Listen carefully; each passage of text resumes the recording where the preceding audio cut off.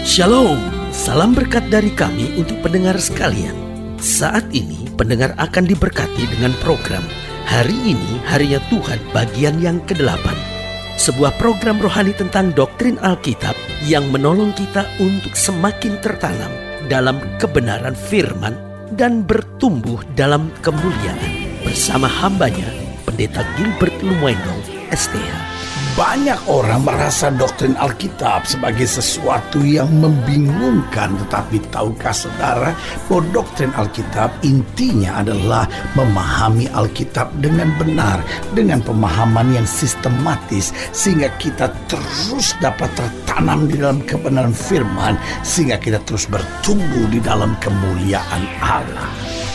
Buka hati saudara sekalian untuk menerima berkat-berkat firman-Nya hari ini. Pada dasarnya kita seringkali jumpai ada orang-orang yang tahu tentang Yesus tetapi kemudian menolak Yesus. Karena mungkin dia pikir Yesus menyulitkan hidupnya. Yesus menyuruh dia untuk meninggalkan sesuatu. Yesus menyuruh dia untuk meninggalkan sesuatu yang paling dia kasih, sesuatu yang paling dia sukai, sesuatu yang buat dia sumber keuntungan buat dia. Karena saudaraku yang kasih dalam Tuhan, Yesus bukan Tuhan yang mengiyakan apa saja yang kita sukai. Yesus bukan Tuhan yang mengiyakan apa saja yang kita ingini. Tetapi ada masa-masanya di mana dia menginginkan kita untuk melepaskan sesuatu yang memang tidak baik buat kita, agar kita dapat menerima segala yang baik yang datangnya dari dia. Haleluya. Nah, saudaraku yang kasih dalam Tuhan, selamat datang dalam program kita Hari Ini Harinya Tuhan. Karena saudaraku yang kasih dalam Tuhan, saya percaya betul bahwa firman Tuhan adalah pelita bagi kaki kita dan terang bagi jalan kita. Karena selama kita berjalan menurut firman Tuhan, selama kita jadikan firman Tuhan sebagai peta dalam kehidupan kita, saya percaya kita tidak akan pernah tersesat. Saudaraku yang kasih dalam Tuhan, banyak orang jadikan uang, banyak orang jadikan kekayaan, banyak orang jadikan harta sebagai dasar kehidupannya. Orang-orang seperti itu akan kecewa. Orang-orang seperti itu akan hidup dengan stres dan tertekan. Tapi orang yang menjadikan firman Tuhan segala-galanya dalam hidupnya akan berjalan dengan kemenangan dan sukacita. Haleluya. Nah, saudaraku yang kasih dalam Tuhan, dalam program ini kita sedang membahas topik tentang ketika Yesus ditolak. Saudaraku yang kasih dalam Tuhan, kalau kita berpikir secara tenang, maka kita akan menjumpai sebuah kenyataan yang sangat aneh. Bukankah Yesus selama ia hidup dan melayani, ia mengerjakan banyak mujizat? Bukankah Yesus selama ia hidup dan melayani, banyak menolong orang? Bukankah Yesus selama ia hidup dan melayani, ia buat banyak hal-hal yang penuh dengan kuasa dan mujizat Allah? Bagaimana orang bisa menolaknya? Nah, ini sebuah pertanyaan yang sangat menarik untuk kita bahas. Nah, kita lihat sama-sama dari Lukas pasal 9, ayat yang ke-51 sampai ayat yang ke-56. Lukas pasal 9, ayat yang ke-51 sampai ayat yang ke-56. Demikian firman Tuhan. Ketika hampir genap waktunya Yesus diangkat ke sorga, ia mengarahkan pandangannya untuk pergi ke Yerusalem. Dan ia mengirim beberapa utusan mendahului dia. Mereka itu pergi lalu masuk ke satu desa orang Samaria untuk mempersiapkan segala sesuatunya baginya. Jadi Alkitab jelas bilang, ketika hampir genap waktunya Yesus diangkat ke sorga, ia mengarahkan pandangannya untuk pergi ke Yerusalem. Nah, dengan lain kata, meskipun ia tahu waktunya sudah hampir tiba, apa yang terjadi? Dia masih ingin berbuat sesuatu untuk jiwa-jiwa. Nah, saudaraku yang kasih dalam Tuhan, inilah yang harus ada dalam setiap kita, yaitu semangat. Saya ulangi sekali lagi, semangat. Saya ulangi sekali lagi, semangat. Ada banyak orang kadang-kala persoalannya bukan masalahnya yang terlalu berat, tapi semangatnya yang telah lenyap. Hanya karena masalahnya berat, hanya karena persoalannya berat, lalu dia mulai kehilangan semangat. Percuma saya usaha lagi, percuma saya dagang lagi, percuma saya bangun karir lagi. Semuanya sudah jelas-jelasan berantakan, semuanya sudah jelas-jelasan tidak ada pengharapan lagi. Begitupun dalam rumah tangga, seringkali persoalan saya dengan istri saya sudah terlalu parah, persoalan saya dengan suami saya sudah terlalu parah, persoalan saya dengan orang tua saya sudah terlalu parah. Percuma saya memperbaiki lagi. Sudahlah, lebih baik saya bercerailah, karena memang sudah tidak ada lagi yang bisa diperbaiki. Saudaraku yang kasih dalam Tuhan, ini persoalannya. Kita terlalu cepat menyerah, kita terlalu cepat kehilangan semangat. Kita pelajari, Yesus tahu bahwa waktunya sudah semakin singkat. Dia tahu bahwa waktunya sudah semakin mau berakhir, tetapi dia masih punya semangat untuk berbuat sesuatu. Dia masih punya semangat untuk mencari jiwa-jiwa. Dia masih punya semangat untuk memberitakan kabar baik ke Yerusalem. Dan saudaraku yang kasih dalam Tuhan, ayat yang ke-52 dikatakan, dan ia mengirim beberapa utusan mendahului dia. Dia persiapkan segala sesuatunya dengan baik. Ini yang saya sebut semangat. Bukan hanya ya udahlah kalau harus ke Yerusalem, Yerusalemlah, tapi dia persiapkan persiapkan dengan baik. Utusan-utusannya dia kirim mendahului dia. Mereka itu pergi lalu masuk ke satu desa orang Samaria untuk mempersiapkan segala sesuatu baginya. Tetapi orang-orang Samaria itu tidak mau menerima dia karena perjalanannya menuju Yerusalem. Ketika dua muridnya itu Yakobus dan Yohanes melihat hal itu, mereka berkata, "Tuhan, apakah Engkau mau supaya kami menyuruh api turun dari langit untuk membinasakan mereka?" Akan tapi ia berpaling dan menegur mereka. Lalu mereka pergi ke desa-desa lain. Saudaraku yang kasih dalam Tuhan, Yesus adalah Tuhan sumber segala mujizat. Yesus adalah Tuhan yang baginya tidak ada perkara yang mustahil. Dia ada di saat-saat terakhir. Dia tahu waktunya sudah semakin singkat. Dia tahu keadaan yang sukar harus dia lewati. Dia tahu masa-masa yang berat harus dia jalani. Dia tahu bahwa jalan-jalan yang sukar itulah yang harus dia tempuh. Dalam situasi seperti itu saya percaya secara manusia dia tahu tantangannya berat.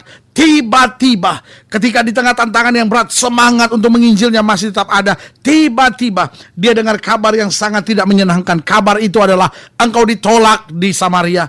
Engkau tidak bisa masuk melalui Samaria. Engkau tidak bisa melayani di sana.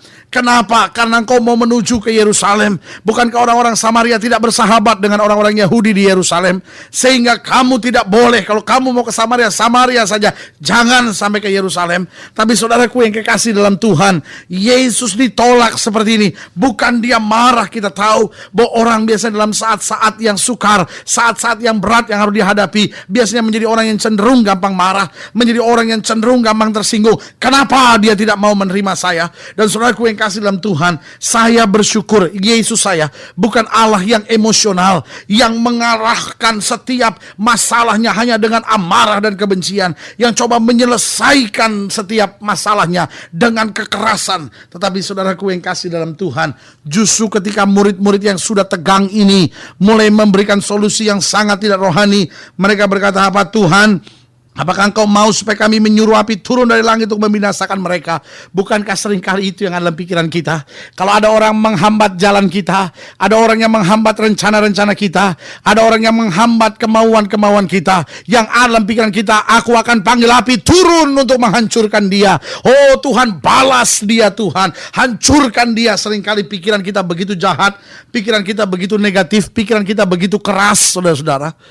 Tetapi yang menarik perhatian saya, ayat ke-53 berkata, "Akan tetapi ia berpaling dan menegur mereka." Yesus justru menegur mereka. Yesus justru memberitahu kepada mereka, bukan itu cara saya, bukan itu cara kita yang hidup dalam kebenaran. Jadi dari sini kita bisa lihat hal-hal yang menarik. Ketika Yesus ditolak, bagaimana sikap Yesus? Yang pertama, dia tidak mau memakai kuasanya untuk hal-hal yang negatif. Meskipun murid-muridnya bertanya, "Tuhan, apakah Engkau mau supaya kami menyuruh api turun dari langit untuk membinasakan mereka?" Saudaraku yang kasih dalam Tuhan, kalau Yesus mau, jangankan api, hal yang lebih parah, hal yang lebih dahsyat, hal yang lebih menghancurkan juga bisa. Tetapi saudaraku yang kasih dalam Tuhan, Yesus tidak mau memakai kuasanya untuk hal-hal yang negatif. Yesus justru memakai kuasanya untuk membangkitkan orang mati, untuk mencelikan mata orang buta. Itulah Yesus Allah kita. Kadangkala kita kalau sudah kecewa, kita bilang, "Tuhan, orang itu menyakiti saya, balas dia Tuhan, hajar dia Tuhan, pukul dia. Tuhan, suami saya melukai hati saya, pukul dia Tuhan, hajar dia." Kita pikir Allah kita Allah yang tukang pukul, tukang hajar, tukang sikat orang lain. Tapi sebagai hamba Allah saya mau ingatkan, kita punya Allah yang baik. Kita punya Allah yang baik. Kita punya Allah yang baik, yang tidak mau memakai kuasanya untuk hal yang negatif.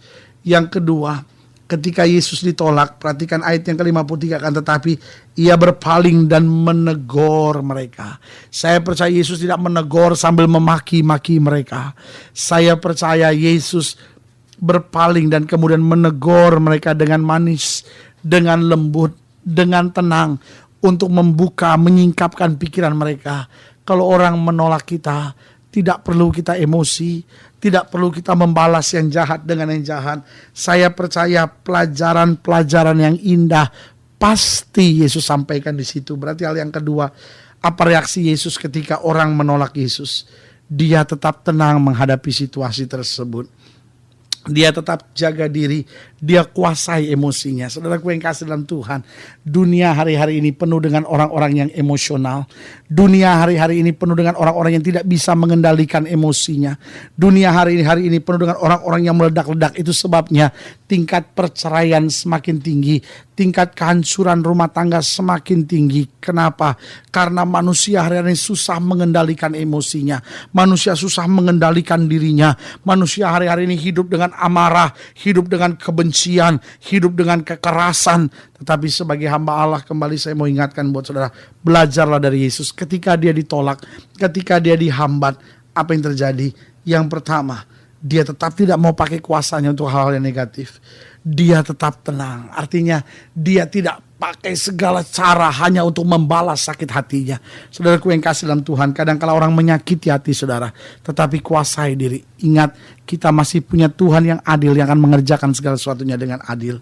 Yang ketiga, yang terakhir, ketika Yesus ditolak, ayat 56 bilang apa? Lalu mereka pergi ke desa yang lain. Dia mencari jalan lain. Dia tahu jalan dari Allah.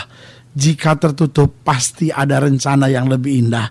Jalan lain pasti dia bukakan. Saudaraku yang kasih dalam Tuhan, orang boleh buat apapun, orang boleh tutup pintu di depan saudara, tapi orang tidak bisa tutup semua pintu.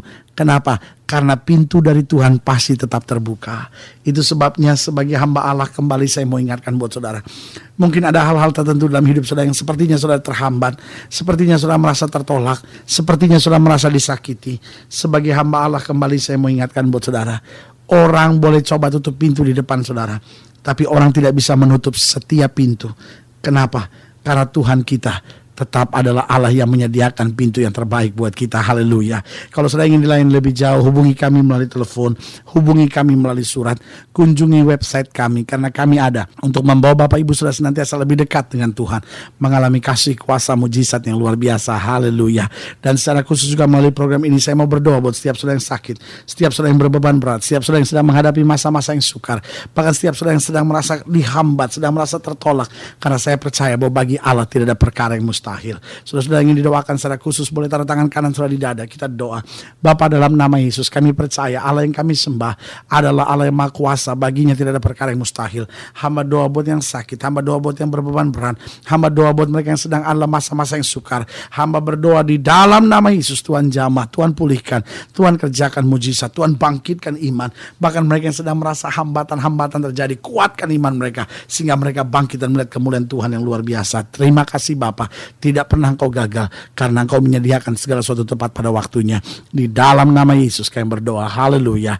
Amin. Saudaraku yang kasih dalam Tuhan, kita sudah berdoa dan ingat Tuhan tidak pernah lalai menepati janjinya. Imani apa yang sudah Engkau doakan. Tetap bersemangat, tetap bersuka cita, bangkit layani Tuhan. Jadikan Yesus yang paling utama dalam hidup saudara, karena kita tahu tidak pernah Tuhan kecewakan kita. Haleluya.